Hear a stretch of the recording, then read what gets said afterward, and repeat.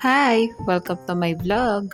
Ang video ko for today ay comparison ng Pediasure Plus at Nido Kinder na parehas na pang 3 years old and above.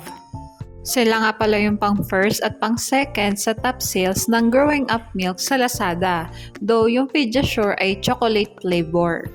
Katulad nga ng dati ay magbabase ako sa nutrition facts at ang measurement ng gagamitin ko ay yung per 100 grams of powder.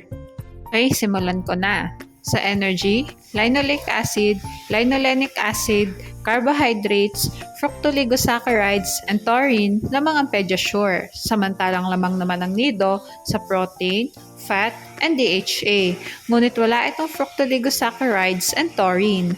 Sa carnitine, arginine, and inositol lamang ang Pediasure. Samantalang lamang naman ang Nido sa cholesterol. Ngunit wala itong carnitine, arginine, at inositol. Lamang ang Pediasure sa first category. Sa minerals naman tayo. Sa potassium, chloride, and magnesium, lamang ang Pediasure. Samantalang lamang naman ang Nido sa sodium, calcium, phosphorus, iron, at zinc. Ngunit wala naman itong chloride.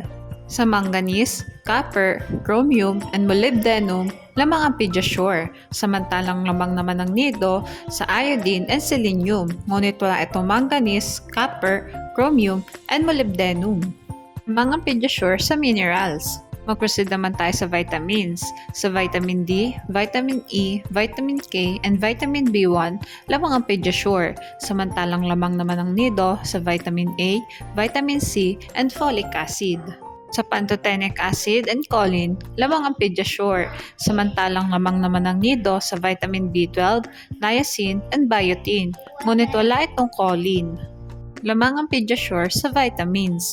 Ngunit ang Nido ay may prebiotics na wala ang Pediasure. Lamang ang Nido sa other nutrient. Mag-proceed naman tayo sa price na parehas kung kinuha sa Lazada. Paalala guys, pwede mag-iba ang presyo ng mga gatas na ito depende kung saan store nyo sila titignan. Bale, hindi nga ako nakakita na magkasing bigat nila na pack. Yung nakita ko ay yung Pediasure ay 1.8 kg samantalang ang Nido ay yung 1.6 kg. Pero makikita natin na mas mahal ang Pediasure ng 1,448 compare sa Nido. At reasonable naman yon dahil mas nutrient-dense ang Pediasure compare sa Nido. At ito na nga yung summary ng vlog natin today. Sa first category, vitamins, minerals, lamang ang Pediasure. Samantalang lamang naman sa other nutrients ang Nido at mas affordable din ito. Basta lagi nating tatandaan, pumili ng gatas na hiyang sa bata. Okay, hanggang dito na lang po ang vlog ko. Sana ay nagustuhan nyo. Thanks for watching. Please like and subscribe for more videos.